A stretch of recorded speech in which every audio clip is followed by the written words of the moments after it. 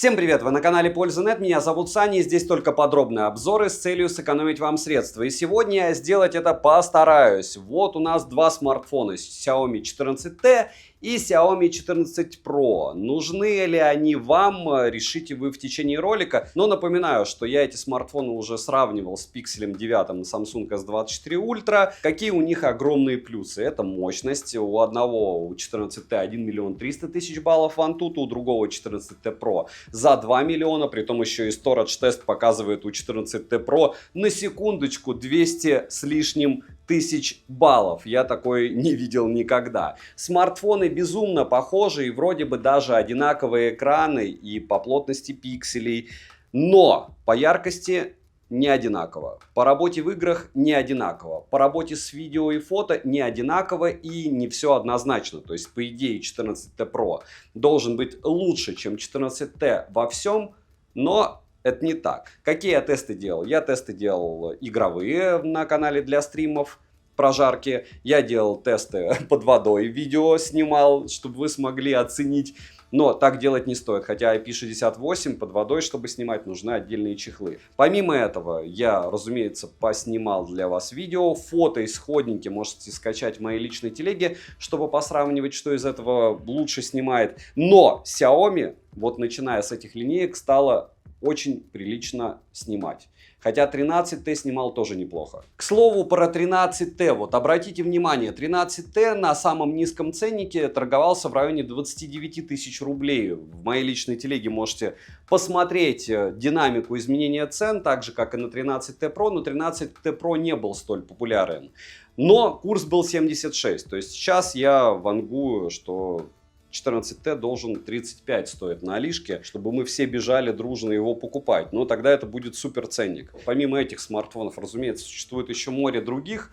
Есть и китайский Realme GT6, и глобальный GT6. И помимо этого не только у Realme, но и у OnePlus есть достойные модели в 40-50, а в 50 есть и второй эшелон типа ZTE. В общем, смартфонов море. Смотрите топы на канале, смотрите сравнения. Ну а для тех, кто для себя решил, что им нужны Xiaomi, они хороши. Смотрим. 7 обзоров в неделю выгружаю, ежемесячно разыгрываю по одному смартфону Poco X6 Pro. Для участия в розыгрыше необходимо просто подписаться на этот YouTube канал с колоколом, оставить любой осмысленный комментарий больше 5 слов, и либо в комментарии, либо в описании своего канала указать свое имя в Телеграме, и вы автоматически в розыгрыше. Присутствовать на стримах не обязательно. Помимо этого еще iPhone 16 разыгрывается. Условия по ссылке в описании к ролику. Кому интересно, участвуем. Комплектация у смартфонов идентичная, а именно смартфон с наклеенной защитной пленкой, силиконовый чехол, не супер волшебный, но с другой стороны хорошо, что есть. Кабель для зарядки с USB-A на USB-C и ключ для прорезиненного слота под две сим-карты. Блока питания в комплекте, к сожалению, нет, хотя у некоторых будет, и в российском ритейле, когда их продают, он есть. Все зависит от версии смартфона. Лучше написать продавцу перед тем, как будете закупаться, потому что блок и кабель тоже стоят денег. Pro доступен в черной, титаново-серой и голубой расцветке, а у 14T есть лимонно-зеленая расцветка с тыльной частью, выполненная из искусственной кожи. Внешне смартфона практически не отличить, но у 14T Pro рамка выполнена из металла, в отличие от младшей модели, у которой рамка из пластика. По сборке и качеству материалов оба смартфона хороши, плюс, что у 14T, что у 14T Pro есть защита по стандарту IP68. Оба смартфона отопил в основных обзорах на данные модели, и оба смартфона выжили. Габариты 14T Pro 160 на 75 на 8,7 мм, а вместе с блоком камер 12,7 мм. Вес смартфона 213 граммов, габариты 14T 160 на 75 на 9,6 мм, а вес 197 граммов. Далее, разъемы Type-C в смартфонах установлены в версии 2.0 с поддержкой OTG. Это очень плохо, очень долго скидываются файлы, если вам это не надо, это классно, но мне, допустим, это нужно, и я замучился скидывать те же примеры съемки на 5 часов с каждого из смартфонов для того, чтобы оценить, сколько они там FPS сбросили и сколько жили. Из полезного есть ИК-порт, а для вывода звука обе модели оснащены стереодинамиками с технологией Dolby Atmos. В этом плане отличий нет. В настройках можно обнаружить предустановки звучания и кастомный эквалайзер. Перекос по громкости между динамиками ощущается в 14T и 14T Pro. Вибромотор линейный по оси X тактильно приятнее ощущается в модели 14T, нежели чем в 14T Pro. Скорее всего, по мне, дело в весе смартфона, смартфонов, и мне просто у 14T Pro не хватает мощи у него. Летим дальше. Экран идентично. AMOLED-дисплей на 6,67 дюйма с разрешением 2712 на 1220 пикселей, плотностью пикселей в 446 ppi, цветовой гаммой 100% DCI-P3, 12-битной матрицей, контрастностью 5 миллионов к 1 и частотой обновления экрана максимум 144 Гц, поддержкой технологии HDR10+, Dolby Vision и полноценного Always On Display. У 14 Pro для AODA даже есть смарт-режим, за что отдельный плюс. Разумеется, 144 Гц в основном встречаются только в китайских приложениях. Минус модели 14T Pro то, что экран не LTPO за эти деньги. Для младшей модели все-таки это простительно. Яркость экрана плюс-минус одинаковая. У 14 Pro на 100% яркости с включенной функцией дневной режим показывает 1100 люксов, у 14T 1300 люксов. В пике у 14T Pro 1300 люксов, у 14T 1500 люксов. Насчет всей этой яркости, шима и всего остального не надо мне писать как у других. Почему? Потому что я все эти тесты провожу при вас на стримах. Стримы сохраняю. Вы приходите и смотрите. У меня два прибора. Один Tenan, другой Radex. Вот там я шим плавненько измеряю и яркость плавненько измеряю. Притом лампой очень мощной свечу на эти бедные смартфоны. Считайте, либо магия электронов, либо магия рекламы. Нигде никаких там 4000 люксов нету. Да, на цифрах экран у 14T ярче, но в использовании это дело не особо заметно. Сенсорный отклик хороший, особенно если во время игры включаешь специальный режим для улучшения отклика. Но вот с мультитачем у них небольшая проблема, так как моментально они не откликаются на 10 касаний одновременно. Частота регулировки шима 3840 Гц, шим в пределах нормы, при измерении прибором ТК шим не поднимается выше 60%, за что плюс в наших реалиях. Далее, система безопасности в смартфонах оснащена сканером отпечатков пальцев, функцией распознавания лиц и стандартными функциями для разблокировки. Сканеры отпечатков пальцев работают хорошо, минус только за то, что можно завести 5 раз один и тот же отпечаток пальца, что привычно для Xiaomi. Для кого-то это вау, теперь он быстрее разблокируется, для кого-то это, допустим, для меня рассказ про то, что с безопасностью они очень не дружат. Функция распознавания лиц срабатывает стабильно хорошо, биометрические данные можно зарегистрировать до 2 лиц. Летим дальше. Основное отличие этих моделей это процессор, разумеется, железо. 14 Pro оснащен процессором MediaTek Dimensity 9320+, с техпроцессом 4 нанометра с 8 ядрами и максимальной частотой в 3,4 ГГц.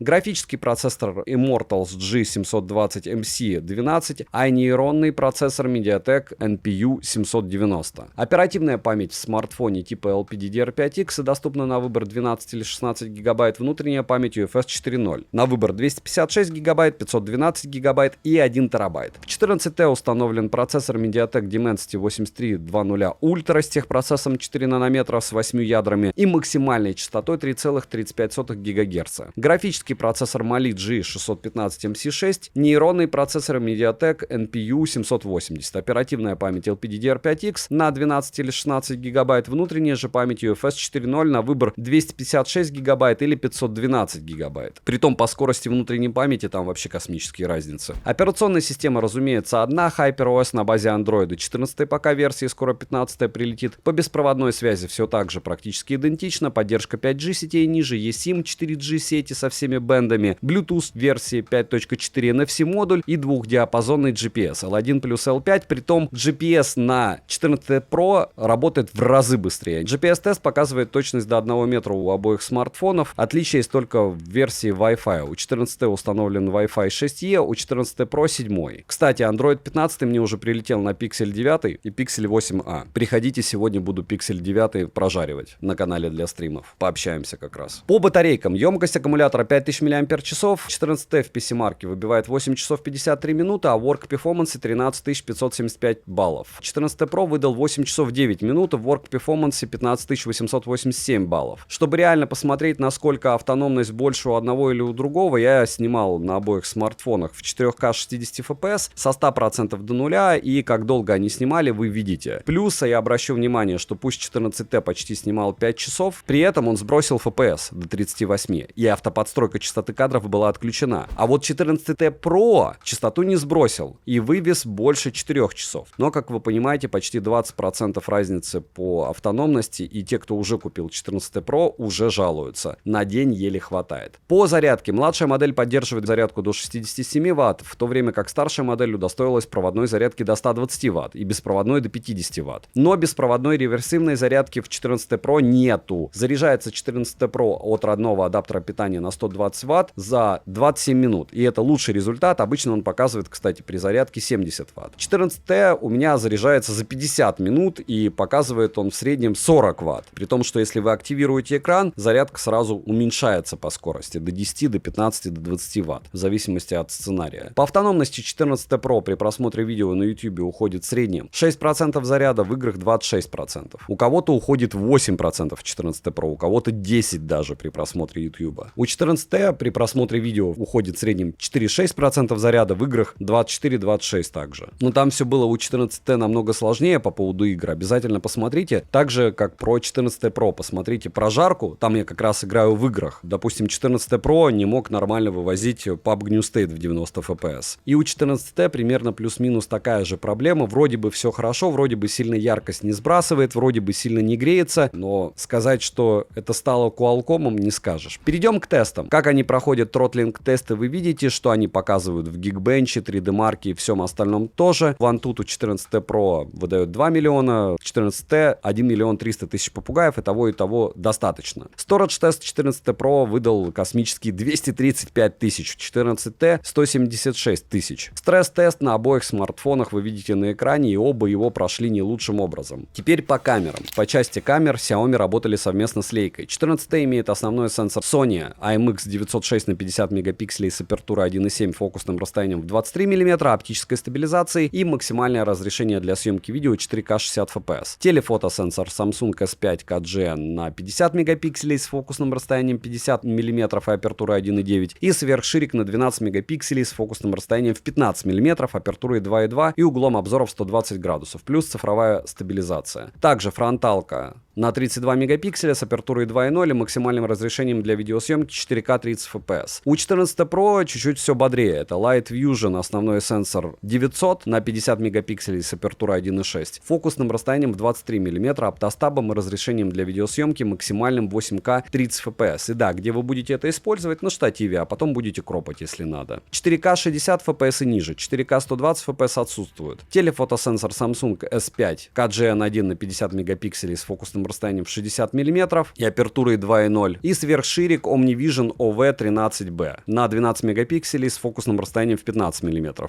апертурой 2.2 и углом обзора в 120 градусов. С фронта сенсор 32 мегапикселя с апертурой 2.0 и максимальным разрешением для видеосъемки 4К 30 FPS. 14T я сравнивал с Google Pixel 9, а 14T Pro с смартфоном Samsung S24 Ultra в основных обзорах. Обязательно посмотрите, кому интересно. По моему мнению, обе модели показали себя достойно, но в данном обзоре я сравнил их между собой. Отмечу, что у 14T просадка кадров значительно больше, чем у Pro версии. У 14T Pro на основной сенсор показывает более детальное изображение, в отличие от 14T. А также он лучше справляется со светом, но цвета он перекручивает слегка значительнее, чем 14T. С другой стороны, сильных отличий в стоп-кадре нет, а вот движение 14T Pro снимает плавнее. Ночью, если не брать во внимание шумы, то лучше справляется 14T, так как он передает больше деталей, чем 14T Pro. У 14T цвета отражаются слегка желтоватым оттенком, а у 14T Pro с красным. Также отмечу, что есть сценарии и локации, где 14T Pro без особых вопросов проигрывает 14T. К примеру, советую обратить внимание на сравнение в лифте. Фронтальные сенсоры отрабатывают одинаково, плюс за то, что у Xiaomi подтянули фронтальные сенсоры. Сравнение вы сейчас, как всегда, увидите. Так, ну теперь смотрим прям супер внимательно, потому что это 14T против 14T Pro. И по цветам, вот если вы обратите внимание позади на картину, во всяком случае на смартфоне, очень заметно, как 14T выкручивает цвета.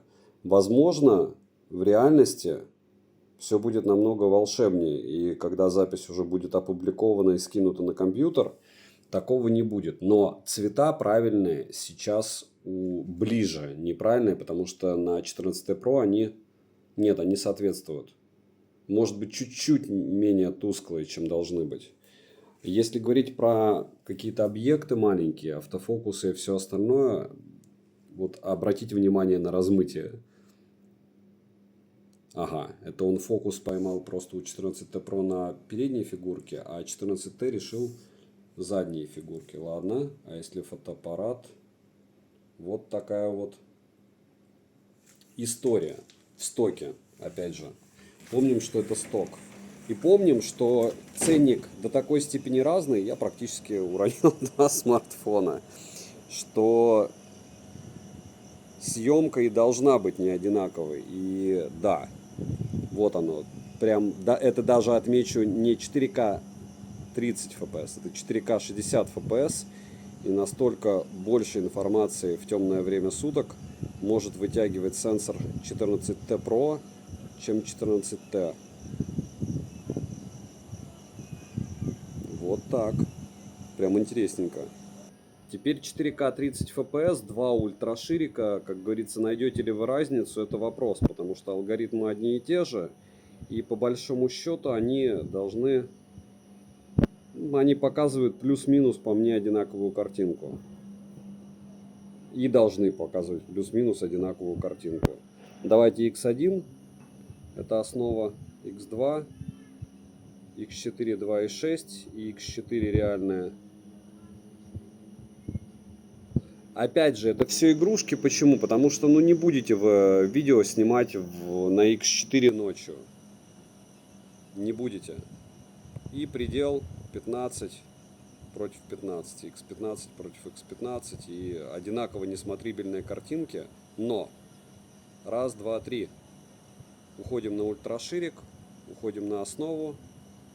И вот так в 4К 30 FPS почему-то я увидел дергание, вижу больше дергания намного в 14T Pro.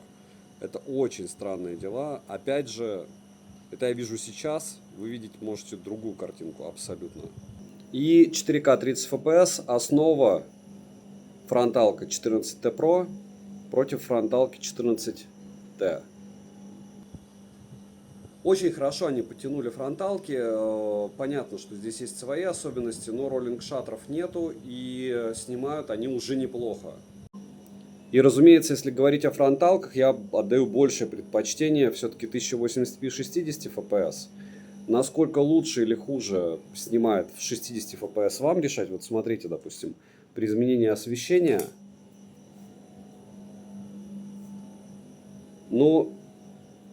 Говорю, меня умиляет то, что это уже прям в каком-то смысле субфлагманская тема.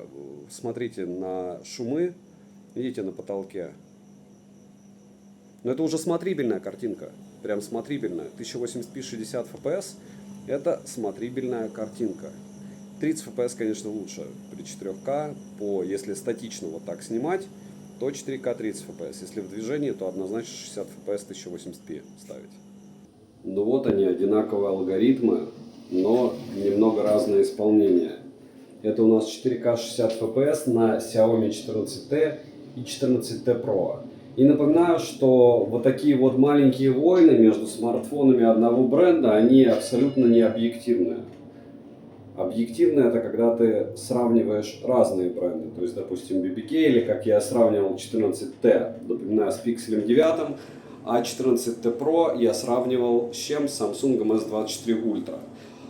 И там вот большая разница. Здесь, несмотря на огромную разницу в сенсорах, довольно большую в процессорах, алгоритмы не всегда показывают, что 14T Pro лучше.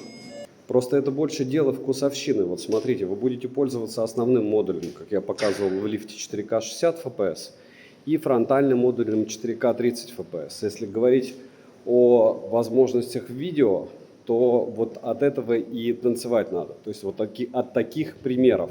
Вряд ли кто-то будет снимать в влогах на Xiaomi, красить что-то. Может быть, вы будете этим заниматься, если вы такой человек и собираетесь так заморачиваться с Xiaomi именно в видео. Я понимаю, в RAW формате фото делать на Xiaomi, но видео в RAW, даже если ты его красишь, там получается чехарда. Опять же, это мое субъективное мнение. А у вас может быть мнение другим, и у вас может быть другой опыт. Я буду безумно рад, если вы мне скинете ваши примеры работ или ссылки на них. И они будут, по вашему мнению, достойны. Я, может, даже в своей личной телеге поделюсь. А пока вот так 4К 30 FPS. Ну что, 4К 60 FPS, и я нашел новый ракурс, с которого можно снимать коней. Вот так примерно вы сможете снимать эти изваяния ночью с Xiaomi. Очень странно, почему здесь темно, но обычно вот та лампа горит, сейчас она не горит. И повторяюсь, что смотрите сравнение еще с другими девайсами. Когда ты берешь и смотришь только на Xiaomi с Xiaomi, объективным быть как минимум сложно, правда? По работе со светом я даже не знаю, кто лучше. Лучше по мне, наверное, 14T Pro. Ультраширик 4К 30 FPS. Вот так, если плавно вести, сможете снимать ночью, но на него снимать прямо, скажем, мягко скажем, вообще не хочется. Совсем. Вот. Я думаю, вы меня понимаете. Ну и немного съемки в 4К 30 FPS. Основной модуль HDR. Оба смартфона отрабатывают на основной модуль. Как я уже говорил с самого начала, я продвигаюсь, допустим, 10 секунд где-то. Поснимаю в этом режиме и включу ультраширик. И вот так будет работать ультраширик в тех же самых режимах. Ну и немного фронталки 4К 30 FPS. Противно, да, когда позади такие засветы, это ни один динамический диапазон не вывезет. И вот так, если в лицо тебе будет бить прожектора ночью, а сзади насосы огромные, ты сможешь себя снимать. Все очень неплохо, по мне. Так, два основных модуля, 4К 30 FPS, режим HDR включен. И обратите внимание, я в этих локациях противных все время фотографирую для сравнений. Автофокус всегда отрабатывает сам. Если я говорю, допустим, во время видео, что я могу помочь фокусу, вот сейчас, допустим, вы видите, как без помощи. И вот сейчас с помощью я пытаюсь сфокусироваться на надписи. Не получилось ничего. И дальше веду эти два смартфона на основные модули. Съемка. Насколько плавно в 4К 30 FPS получается, вам виднее. Потому что, опять же, то, что я вижу, это не то, что будет записано в файле. Как отрабатывает сенсор, вы видите. Ультраширики тоже видите. Стоит ли на них снимать, решать вам. По мне, не особо стоит. И X2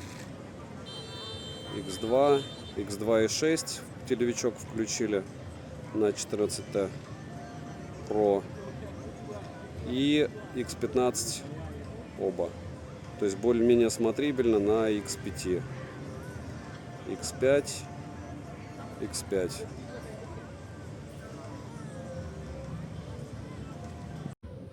И фронталка будет отрабатывать примерно вот так. Те же условия. Та же луна, если вы ее видите. О, вы ее видите. И та же надпись на ресторане. В баре, скорее. 4К 30 FPS, HDR, включенная, как говорится, в любом деле главная системность. Мы тестируем все это дело долго и упорно в одинаковых условиях. 2 года я прихожу на эту довольно сложную локацию ночью, и вот так вы сможете снимать. Я перекрикиваю, пытаюсь эту песенку, иначе мне забанят контент, но самое главное, картинку вы можете оценить. И, допустим, вот сейчас еще X2 включу, это был ультраширик, и X2 и 6, допустим, вот так. Все равно бесперспективняк по мне. 4К 60 FPS на основные модули без режима HDR, разумеется, потому что HDR включается только в 4К 30 FPS. И вот так примерно вы сможете снимать на эти два устройства. Насколько эффектно и эффективно, решать вам. Вот, кстати, освещение противное. И 4К 30 FPS на фронталку. Что поплыло? Ничего не поплыло. 4К 60 FPS, основа, и вот такую еду покупают в Азии на улице. К слову, вот кто у меня такое не ел, это, наверное, если в России такое поесть, сразу очехуришься. А здесь никто ни разу не загибался. Это очень странно. Какой-то иммунитет. Ну и плюс оно все безумно острое. И свежее, с другой стороны. Но опять же, и странно, что насекомых здесь нет никогда. Насекомые в таком не живут. Кратко. И вот такая еда курица. А правильнее цвета передается на 14 Pro сейчас. Однозначно прям. Вот все-таки магия фокусных расстояний. Я наделал фотографии в X30, что в X20, допустим, 13 Pro может X30 снимать, а 14 Pro X30, а 14T может X20. А размер картинки, ну, приближение плюс-минус одинаковое. По цветам лучше при том 14 Pro, но по детализации из-за того, что 30 так же как 20, лучше по мне 14T. Вот так примерно вы сможете снимать в 4К 60 FPS. И я такой возбужденный, потому что я придумал новый тест. Это абсолютно глупый тест. И о нем я в самом начале вам рассказал. Попозже вы его увидите. Тест съемки под водой с этих двух смартфонов. Если они не погибнут, то будет круто. И вы увидите разницу того, что вы делать точно не будете. И здесь у нас 4К 30 FPS, основные модули. По мне 14 Pro почему-то подтормаживает чуть-чуть больше, хотя нет, плюс-минус одинаково. Веду я одинаково их, благо практики уже хватает. И давайте агрессивно X1 включаю одновременно, X2 одновременно, X4, 2 и 6 одновременно. Вы видите, X4 на 14T, ну вот он эквивалент по фокусному расстоянию, наверное, 4,2 у 14 Pro. Но это не важно все. Вот смотрите, беру X15, два одинаковых. Вот на видео плюс-минус одинаково. А на фото почему-то получается, что X20 такой же, как X30. Что-то нахимичили они. Но это не важно. X1 вот так 4К 30 FPS будет снимать у вас. И фронталка по поводу динамических диапазонов. Вот так вы сможете себя снимать, так будут отрабатывать микрофоны. И пока я их обоих не топил, но все у них впереди. 4К 60 FPS, очень я не люблю дневные видео. Почему? Потому что они, как и дневные фото, очень близки все. И когда смарты ценового диапазона 300-450 долларов, они уже снимают все хорошо ночью. Поэтому, точнее днем. Поэтому разница по большому счету только ночью. Не буду я особо извращаться. Если вам зайдет, то пишите, что делай больше примеров для сравнений. Если как бы вам это надо. Если не надо, то я это делать не буду. Ну а сейчас самое интересное, как вы поняли, я не собираюсь особо извращаться. Ну, если не считая того, что я планирую сейчас для вас сравнить их съемку под водой. 4К 30 FPS, и пока я это все дело не начал, я хочу отметить, что микрофоны, разумеется, будут работать плохо, это раз. Два, возможно, они погибнут. И три, разумеется, так делать нельзя, несмотря на IP68. Есть для этого делать чехлы и GoPro. Так, ультраширики у нас не могут снимать 4К 60 FPS, поэтому будем пытаться...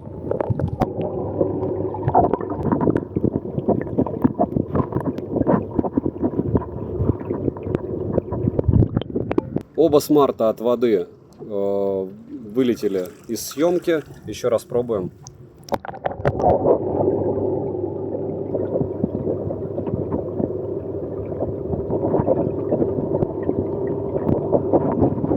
Короче, это потому что тач автоматически нажимается, когда ты вытаскиваешь из воды. Извращение, я думаю, закончилось. Вроде пока оба выжили. Если погибли, я вам сообщу. Вот сейчас вы обращаете внимание, допустим, на эти две фотографии. Здесь логично, что внизу вот вангую 14T. Да, 14T. Почему я так определил легко? Потому что вот они, основные модули и работа со светом. Все очень просто. Вы смотрите на лампочки, и лампочки лучше намного на 14 Pro. И здесь еще и смазана получилась фотография. Здесь определить сложно, потому что тоже два основных модуля. Вот здесь отработал хуже работа со светом. Мне кажется, здесь 14T. И да, 14T. То есть мы смотрим на лампочку и понимаем, что здесь 14T плюс детальность, собственно, цвета здесь натуральные. А вот в таких условиях уже определить довольно сложно. Но я вангую, что здесь 14T, потому что перекручены цвета у красного. и да, 14Т. В общем, в целом фотографии довольно близки, но когда знаешь, куда смотреть, разница становится космически комическая. И кому-то важно это будет, кому-то нет. В целом впечатление от фотографии плюс-минус одинаковое. Так, ну по ультраширикам понятно, что они ужасные, поэтому я их и не сравниваю. Смысл сравнивать печаль с печалью, но по основным модулям, вот смотрите, 14Т, который довольно сложно определить, кроме как по размытию. То есть, видите, стаб у него не всегда хорошо отрабатывает, и 14Т Pro. И вот здесь почему я добавил размытую фотографию 14Т. Я их сделал две. То есть в исходниках я скинул, я один раз увидел, что она размыта, попытался еще раз сделать, и у меня не получилось. То есть фронталку у 14T Pro, понятно, что здесь как будто она нарисована, вырезана с непонятно откуда фоном, но во всяком случае он поймал фокус. 14T Pro не поймал. Здесь, если смотреть, то ближе уже цвета вот здесь. И я делаю вывод, что это 14T Pro. Нет, это 14T, смотрите-ка. Вот здесь я не угадал. 14T отработал по цветам здесь лучше.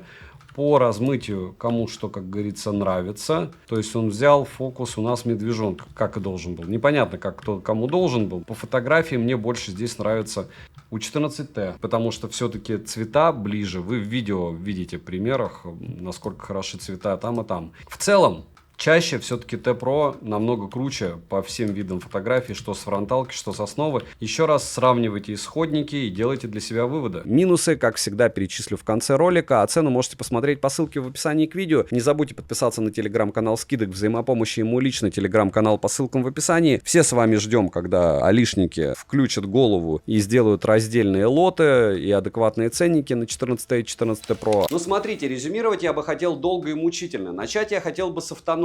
Если вы почитаете отзывы уже купивших супер крутой смартфон, а он мне реально безумно понравился, 14T Pro, многим не хватает его на день. Это неудивительно. Столько мощи поедается очень быстро.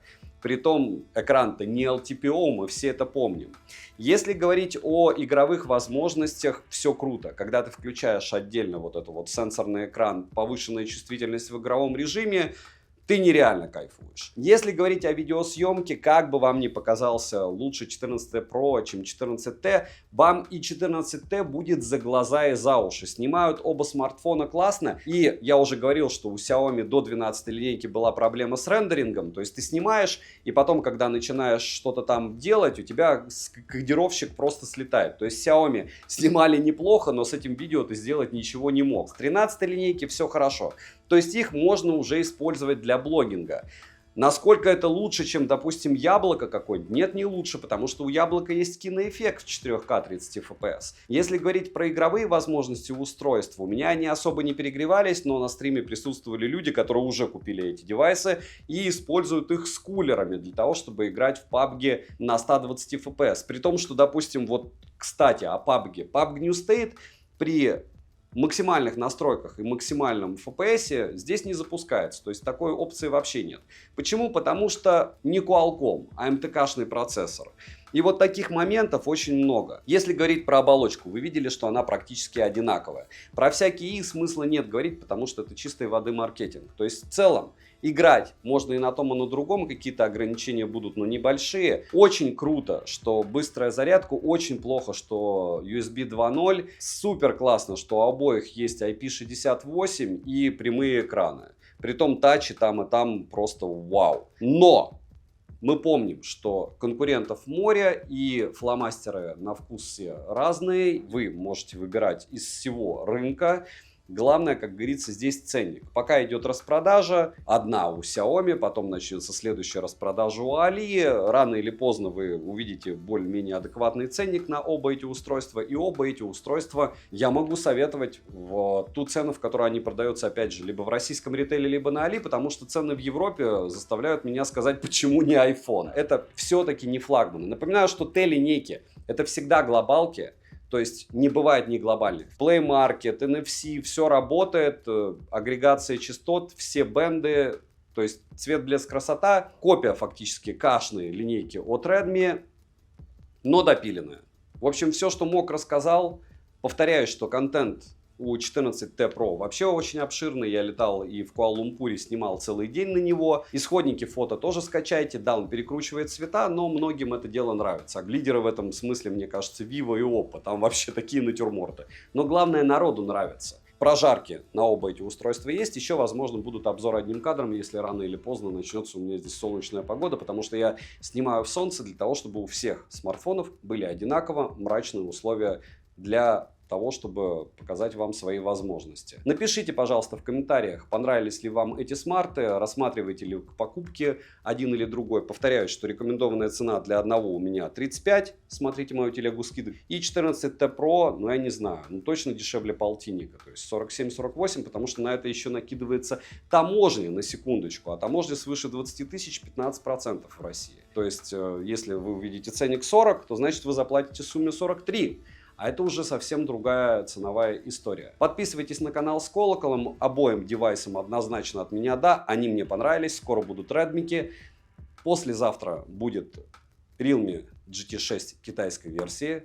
А может быть Pixel 9. Сегодня Pixel 9 гоняем на канале для стримов.